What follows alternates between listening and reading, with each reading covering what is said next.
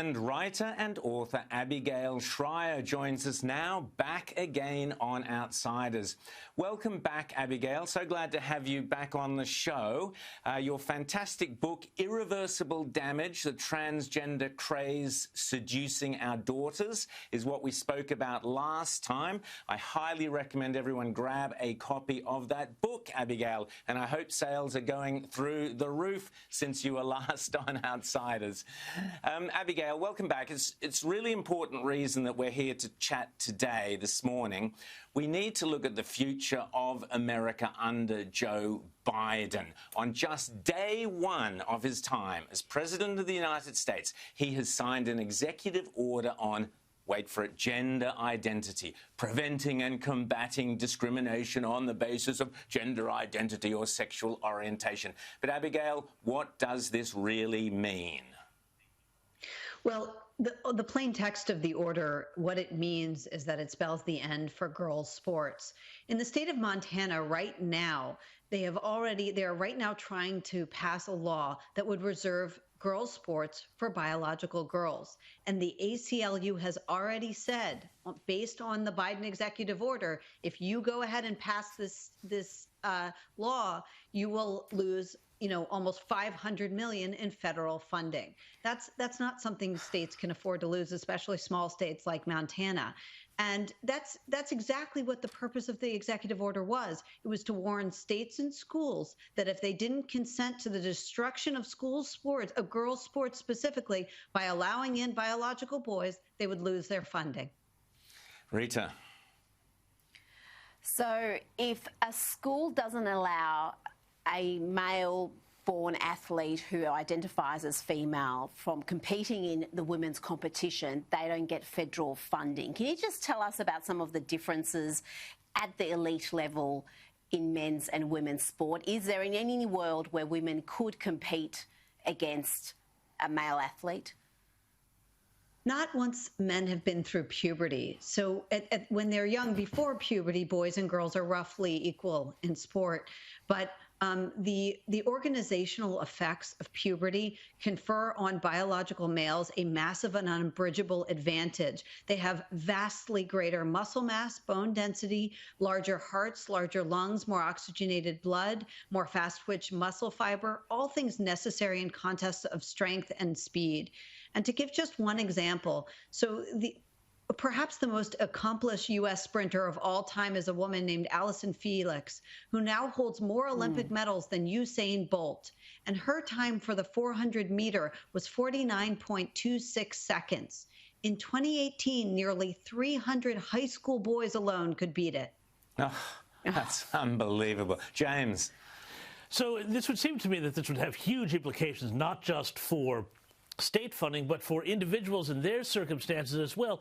In the United States, can you tell us a bit about how scholarships work and what the effect that this might have on thousands potentially of young women who would have been looking to go to university, which is a very expensive proposition in the United States, on athletic scholarships? And will they be under threat as a result of this executive order? They absolutely will. This is the greatest material threat to women's rights in decades. And just to take one example, in the state of Connecticut, young women have sued who are top runners in the state of Connecticut, who are now being beaten by biological boys who were only mediocre athletes on the boys' team. They had no standout achievements on the boys' team, but they are now losing scouting opportunities. They are losing absolutely scholarships. They are losing opportunities to compete in the regional championships. They are losing so much as a result of this. When you take boys who are that much better, and the records they're setting are so much better than girls can possibly ever meet. And so what that means is you're not just eliminating number one, number two. Sometimes you're eliminating the first 100 female athletes or 200 female athletes. Abigail, I want to also ask you, absolutely, and that was a great point, James. I want to ask you about the toilet bathrooms. So we had under Obama the big scare campaign, boys and girls can go into each other's toilets. Trump kind of put a stop to that. Now that seems to be back on the agenda. Is that correct? It does seem that way. I mean, anything that that receives federal funding under the Fair Housing Act, anything that is considered a dwelling would be triggered by this. So what that means is battered women's shelters, women's jails, on a national level, all women's safe spaces that receive federal funding are at risk of losing that funding or, being faced with administrative action. Rita. Well, Joe Biden, you've got to give him credit, was honest about his agenda in this area. He wants to go even further than sport. He has said that criminals who identify as women should be in women's prisons. Now, what do you see as the implications of that if he follows through with that policy idea as well? Well, it's one of those things I don't even have to speculate on because we've already seen evidence of women being very badly hurt. In Britain, in America, and elsewhere, biological men, often with sexual assault backgrounds, will identify as women. Felons, right before sentencing, can identify as women and end up in women's jails. And I really do believe that putting a biological woman in prison with a male-bodied, often these are, obviously the most menacing of men, is about as close to, cruel and unusual punishment as you can get under the Constitution. James? What are we seeing? Sorry, just a follow up on that. What are we seeing from the feminist movement? Because like you said, this is a real threat against girls' and women's rights in America right now. Are the feminists rising up and coming back and saying, wait a second, we are not okay with this?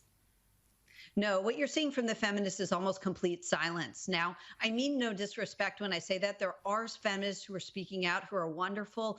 I always mention the Women's Liberation Front has been excellent on this. In Britain, they are excellent in speaking up on these issues. But I have to say, in America, it has been appalling silence from nearly every feminist organization. As long as they have their liberal bona fides, unfortunately, they haven't yet spoken up. They are quietly disturbed by it. They very often raise their concerns in private, but they really need to start speaking up or we're going to lose these rights. James? But if they do speak up, they get called TERFs or trans exclusionary radical feminists, and they wind up being canceled. So can you talk a little bit about that sort of internal civil war on the left and what's happening with that? And also, how have you found the reaction to your commentary? Because I know you've been talking about this a lot since the executive order came down. Have they been coming after you, or are there efforts to cancel you? And are you worried that you're going to, wind up, along with all of these other people, being disappeared from the internet and so on because of your taking these positions?